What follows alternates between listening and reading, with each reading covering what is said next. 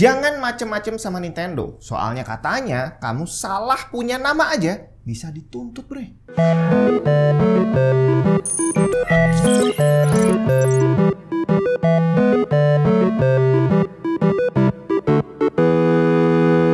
Ya, itu dia Nintendo yang kabarnya memang doyan menuntut orang lain. Bahkan katanya sempat ada orang yang dituntut hanya karena punya nama Mario. Saya nggak tahu apakah ini kejadian beneran atau hoax, nanti akan kita bahas. Tapi yang pasti, yang namanya Nintendo, dia doyan nuntut itu adalah hal yang benar adanya. Barusan aja beberapa hari yang lalu muncul berita bahwa Nintendo mendapat settlement senilai 2,4 juta US dollar dari Yuzu, pembuat emulator Nintendo Switch. Ceritanya akhir Februari 2024 kemarin Nintendo mengajukan tuntutan kepada pembuat emulator Switch, Yuzu, akibat meledaknya pembajakan The Legend of Zelda Tears of the Kingdom di tahun 2023. Emulator memang kita kenal sebagai satu alat yang bisa dipakai untuk jalanin game bajakan. Khususnya game dari konsol bisa dijalanin di PC dari yang seharusnya nggak bisa. Dan yang lebih gilanya lagi, gamenya nggak perlu beli, bajakan bisa. Jadi si emulator ini memang bener-bener apa ya? Ya enak banget lah buat kita yang memang doyan main game konsol di PC. Bagaimana legalitasnya tentang emulator akan kita bahas di kesempatan yang lain. Tapi yang pasti emulator udah ada dari sejak lama, lebih dari 20 tahun, dan sejauh ini hampir nggak pernah ada yang mempermasalahkan emulator, bre. Baru kemarin Nintendo menuntut Yuzu, belum sempet kasusnya jalan, ternyata Yuzunya menyerah. Padahal dikabarkan Yuzu itu sempat menyewa pengacara untuk bisa berhadapan sama Nintendo, tapi entah gimana ceritanya, mereka akhirnya berujung damai dengan Yuzu bersedia membayar 2,4 juta US dollar sebagai ganti rugi, termasuk berjanji untuk menutup dan menyerahkan semua operasinya ke Nintendo. Banyak orang yang mempertanyakan keputusan Yuzu untuk menyerah. Soalnya emulator ini memang ada di area yang apa ya? Area abu-abu kali ya. Soalnya pernah di awal tahun 2000-an dulu, Sony waktu itu menuntut pembuat emulator, namanya adalah Connectix dan Blim, dan ternyata Sony kalah, bre. Jadi banyak yang memperkirakan bahwa kasus Yuzu dan Nintendo kemarin itu sebenarnya ada potensi dimenangkan oleh Yuzu, tapi ternyata dia menyerah. Bagaimana kelanjutannya soal emulator? Kita nggak akan bahas juga di sini, tapi yang pasti baru berjalan beberapa jam, kurang dari 12 jam Yuzu menyerah, ternyata sudah muncul banyak penggantinya. Mati satu, tumbuh 1000. Nah, hari ini saya bukan pengen bahas tentang emulator atau tentang Yuzu, tapi tentang Nintendo yang suka menuntut. Tuntutan apa aja yang pernah diajukan sama Nintendo, saya bakal ceritain beberapa aja yang berhasil saya temukan, dan saya menceritakannya tidak urut secara timeline ya. Kita mulai satu-satu. Di tahun 2018,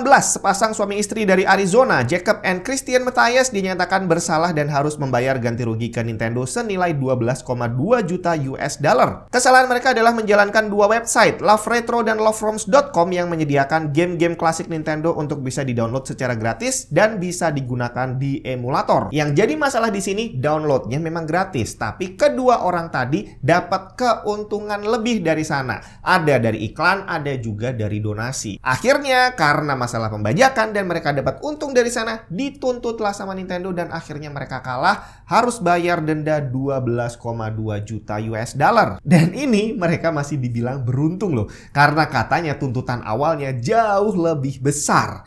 Nah, tinggal gimana ceritanya kalau mereka nggak punya duit sebanyak itu? Pertanyaan ini sempat ditanyain ke pengacara si pasangan tadi. Gimana ceritanya kalau mereka nggak berhasil bayar? Dan si pengacara nggak bisa jawab. Yang bisa dia katakan hanyalah bahwa mereka diwajibkan untuk berusaha membayar. Nah, pertanyaan selanjutnya adalah apa yang terjadi kalau mereka sudah berusaha, terus udah menjual semua hartanya misalkan, tapi ternyata duitnya nggak cukup untuk nutup denda yang harus dibayarkan? Apakah akan diikhlaskan sama Nintendo atau bakal dikasih warning atau seperti apa?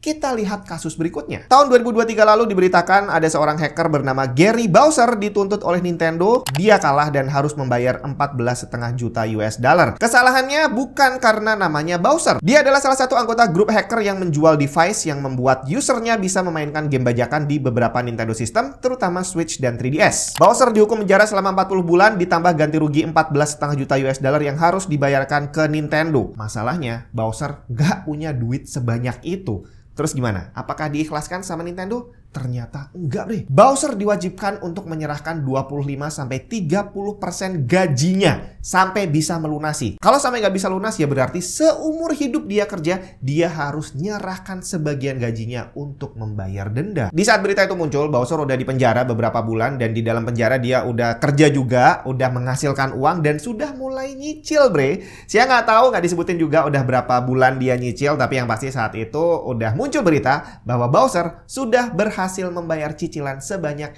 175 US dollar. Kurang 14,5 juta lagi. Nah, seandainya nih Bowser bisa punya penghasilan dan akhirnya disisihkan 400 dolar tiap bulan untuk bayar cicilan, berarti dia butuh sekitar 36.000 tahun lebih untuk bisa membayar tanggungannya kepada Nintendo. Dan Nintendo nggak ambil pusing. Ya udah, butuh 10.000 tahun, 10.000 tahun deh lu kerja. Tuntutan berikutnya dari Nintendo bukan soal pembajakan. Ini lebih unik lagi dan terjadi di tahun 2018. Nintendo menuntut Maricar, sebuah perusahaan Jepang yang menjalankan bisnis penyewaan go-kart bertema Mario Kart di Tokyo. Konsepnya asik, kita sewa go-kart di sana terus dijalanin di jalanan Tokyo pakai kostum karakter game Mario, tapi karena dibuat tanpa izin Nintendo, ya cari penyakit namanya ya. Akhirnya beneran mereka dituntut dan kalah, harus bayar 89.000 US dollar. Tapi yang unik dari sini, kalau di kasus pembajakan sebelumnya, yang kalah itu bukan hanya membayar denda, tapi diwajibkan untuk menghentikan kegiatannya dan menyerahkan semua aset yang ilegal tadi kepada Nintendo. Nah, beda dengan Maricar, dia emang harus bayar denda, tapi tidak perlu menutup usahanya karena sampai hari ini usaha go-kart tadi masih jalan, bre. Kalau kita buka websitenya kart.st, mereka masih buka normal, cuma bedanya kali ini kostumnya bukan Mario. Kalau kamu tertarik, bayarnya 15.000 yen atau sekitar 160.000 per orang dengan lama perjalanan sekitar 1 jam. Pengen nyobain kan? Nah, selanjutnya ini ada beberapa kasus yang saya hampir susah untuk percaya karena dikabarkan ada orang yang namanya Mario dituntut gara-gara nyamain si Mario Bros gitu kan. Iya, kayaknya nggak mungkin sih ya. Tapi kita coba lihat apa yang terjadi. Di tahun 2023 diberitakan bahwa Nintendo menuntut seseorang yang bernama Mario Romano di Michigan. Disebutkan pada artikel tersebut bahwa Mr. Romano berdandan seperti Mario, punya kumis dan katanya ada bukti foto dia menginjak kura-kura. Dan akhirnya dituntutlah sama Nintendo. Cuma untungnya berita ini hanya hoax, bre. Termasuk ada berita selanjutnya. Di tahun 2019 disebutkan bahwa Nintendo menuntut seorang anak berumur 9 tahun bernama Timothy Kim karena bercosplay Mario saat Halloween. Tapi untungnya sekali lagi beritanya hoax. Kemudian di tahun 2021 berita lain muncul bahwa Nintendo menuntut seorang anak berusia 9 tahun bernama Paco Gutierrez karena membuat mainan Game Boy dari kardus. Cerita yang beredar adalah dia seorang anak dari keluarga miskin yang nggak bisa beli Game Boy dan akhirnya bikin sendiri dari kardus. Habis itu dituntut sama Nintendo. Kayaknya ini nggak mungkin banget dan ternyata benar. Ini tidak terjadi. Berita tentang Game Boy yang dibuat dari kardus itu memang benar adanya, tapi itu dibuat oleh seorang anak dari Venezuela bernama Ruben di tahun 2018. Videonya viral waktu itu, tapi udah itu aja, nggak ada tuntut-menuntut. Entah gimana ceritanya, 3 tahun kemudian gambar tadi muncul dengan cerita yang berbeda soal Paco Gutierrez yang dituntut sama Nintendo. Tapi sekali lagi itu cuma hoax. Tapi kok bisa ada muncul banyak berita hoax miring tentang Nintendo yang menuntut orang?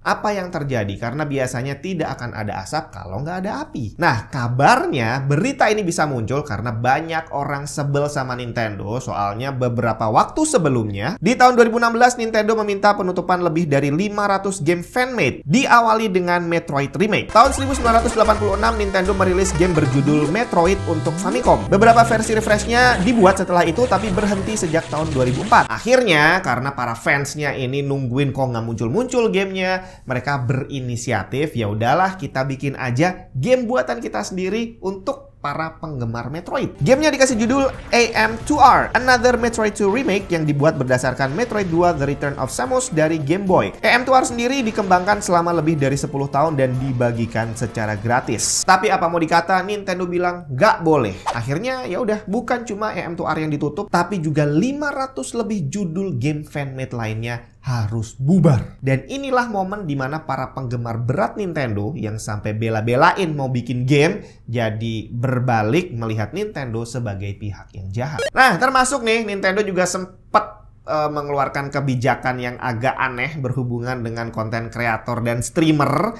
Jadi sempat ada waktunya para streamer dan konten kreator itu kalau bikin konten yang menggunakan game dari Nintendo itu nggak dapat apa-apa, bre. Tapi kita bahas dari aturan terakhir yang dia keluarkan di tahun 2023 kemarin. Efektif bulan November 2023 lalu, Nintendo menambahkan 6 aturan baru mengenai penggunaan footage dan screenshot untuk dibagikan kepada publik. Aturan aslinya udah ada dari sejak tahun 2018 dan kemarin itu hanya tambahan yang berarti akan bisa ditambahkan lagi di waktu yang akan datang. Poin pentingnya yang pertama, kita hanya boleh memonetisasi video dan channel yang disetujui oleh Nintendo. Daftar sistem monetisasi yang disetujui ada di sini, bisa kamu lihat sendiri. Tapi listnya tidak final dan masih bisa diupdate. Kedua, sangat disarankan untuk tidak murni mengupload footage game, tapi sebaiknya disertai narasi, komentar kreatif, dan sejenisnya. Ketiga, game yang boleh di-share adalah game yang sudah resmi rilis atau dari promosional material resmi yang dikeluarkan Nintendo. Tapi yang paling serem adalah poin terakhir yang menyebutkan bahwa Nintendo berhak mengajukan keberatan atas konten yang menurut mereka melanggar atau tidak sesuai dengan guideline. Detailnya dijelaskan di bagian akhir. Aturan baru ini terdengar normal bahwa streamer dan konten kreator boleh memonetisasi, tapi ternyata tidak selamanya seperti itu. Soalnya balik ke tahun 2013, Nintendo mengklaim 100% revenue dari video yang dibuat oleh konten kreator kalau menggunakan game milik Nintendo. Gila kan?